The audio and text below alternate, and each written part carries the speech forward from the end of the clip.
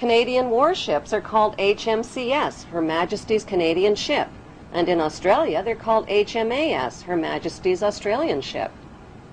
Canada's National Police Force is called the Royal Canadian Mounted Police. All government contracts are between a company or individual and Her Majesty. Court summons are issued in the name of the Queen, and all public inquiries are called royal commissions. Commonwealth money carries the Queen's image worldwide as a reminder of her authority. The Queen is the lifetime hereditary head of state of Great Britain and her colonies and is unelected and unaccountable. It is against the law to advocate the abolition of the monarchy. After the Revolution, the French started calling her the Lady, but in English, the Queen is still the Queen. Move, I tell you. Originally, in India, Persia, and Arabia, she was male and weak. Check, Your Grace. But she changed sex in Europe in the Middle Ages and became the strongest of all chess pieces. I fear the Queen is powerless now. The Queen is never powerless. For example... What is the cost to British taxpayers to support the Queen and her blue blood entourage? The Public Accounts Committee and National Audit Office are forbidden to examine Queen Elizabeth Windsor's family finances, but the civil list payments are reviewed every 10 years. So for the year ended March 2002, the running expenses of the Windsor household were £7.9 million. Family spending, £35.3 million. Security, £30 million. And the list goes on. How much is the Queen actually worth? The Queen's wealth is divided into 3 categories. Her wealth as the monarch, her visible personal wealth, and her invisible personal wealth. The Queen's wealth as the monarch includes 54 Commonwealth nations worldwide, millions of acres of Crown land and resources, thousands of Crown corporations, and the corporate city-state of London, which is the capital of world finance. The Queen's visible personal wealth, which was accumulated tax-free until 1992, includes royal yachts, Rolls-Royces, racehorses, 5 castles, the world's largest collection of jewels, 20,000 old masterpieces, and billions of Class A shares in blue-chip stocks and bonds which have been invested and reinvested over and over again tax-free. Most of the Queen's family fortune was inherited from her ancestors' illegal opium trade with China and the black slave trade. In 1977, the Bank of England Nominees was established to hide the Queen's personal portfolio of wealth. As the British monarch, the Queen has access to privileged information, state secrets, and the world's top financiers. She is immune to accusations of insider trading or conflicts of interest. Her financial portfolio includes Rio Tinto, General Electric, Royal Dutch Shell, British Petroleum, Archer Daniels Midland, and the list goes on. The Queen's visible billions are but a tiny fraction of her invisible wealth accumulated through the black nobility. What is the black nobility?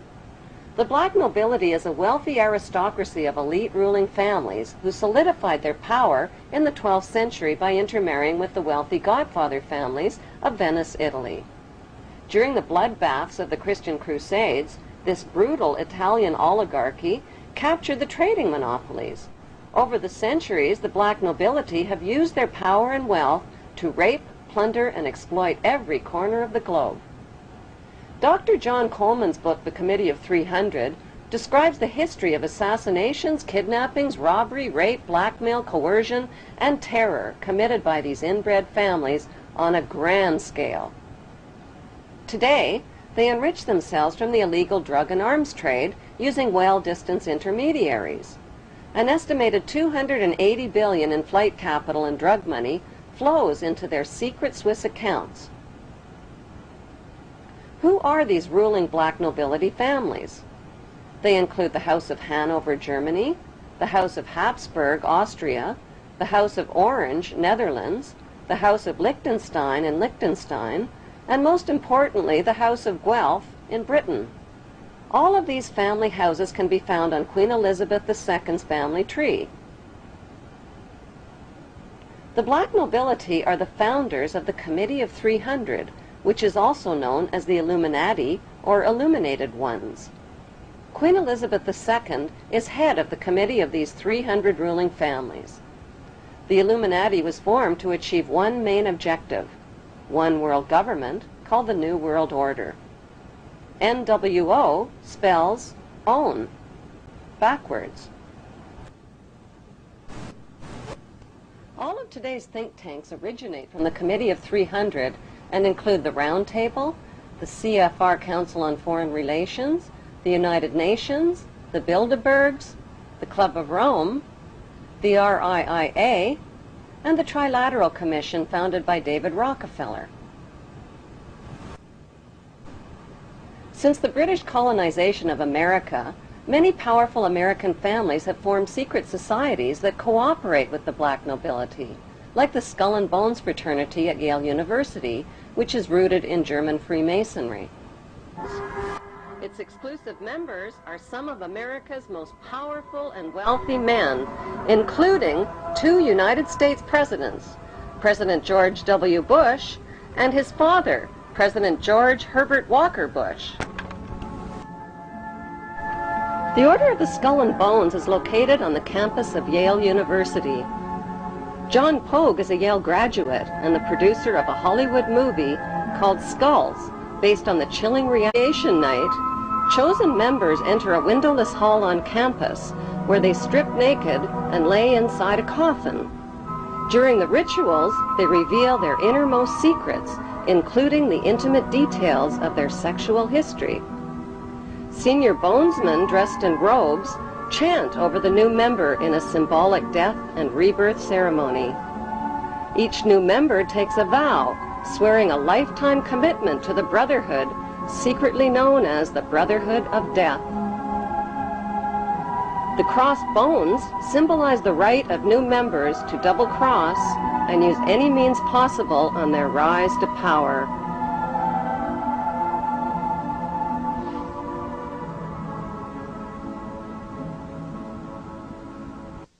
They're supposed to recount their entire sexual histories in sort of a dimly lit, cozy room. The other 14 members are sitting on plush couches, and the lights are dimmed, and there's a fire roaring. And this activity is supposed to last anywhere from between 1 to 3 hours. So George W. Bush, recounted his sexual history? That would have been something they would have done, yes. What is the point of this? I believe the point of the year in the tomb is to forge such a strong bond between these 15 new members that after they graduate, for them to betray Skull and Bones would mean they'd have to betray their 14 closest friends. One can't help but make certain comparisons with the mafia, for example. Secret society, bonding, stakes may be a little higher in one than the other, but everybody knows everything about everybody, which is a form of protection. I think Skull and Bones has had slightly more success than the mafia, in the sense that, you know, the leaders of the 5 families are all doing 100 years in jail, and the leaders of the Skull and Bone families are doing 4 and 8 years in the White House. Bones is not restricted to Republicans. Yet another Bonesman has his eye on the Oval Office. Senator John Kerry. Skull and Bones is so tiny, that's what makes this staggering. 15 people there are a only year. 15 people a year, which means there are about 800 living members at any one time. We know that a lot of bonesmen have gone to positions of great power. That's what Skull and Bones' purpose is, to get as many members as possible into positions of power. Though there is this mythology about Skull and Bones pulling the strings of government. You're saying the fact is Skull and Bones are pulling the strings of government. They do have many individuals in influential positions, and that's why this is something that we need to know about.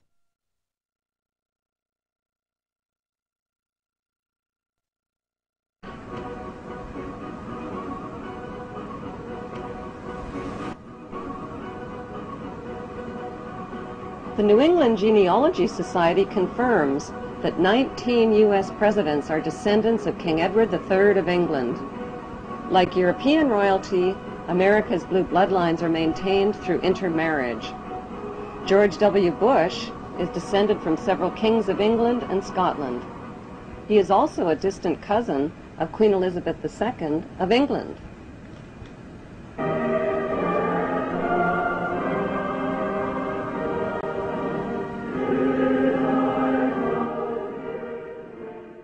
The think tanks of the Committee of 300 have given birth to the Tavistock Institute, HARP, the RAND Corporation, Stanford Research Institute, and the Institute for Policy Studies, among others.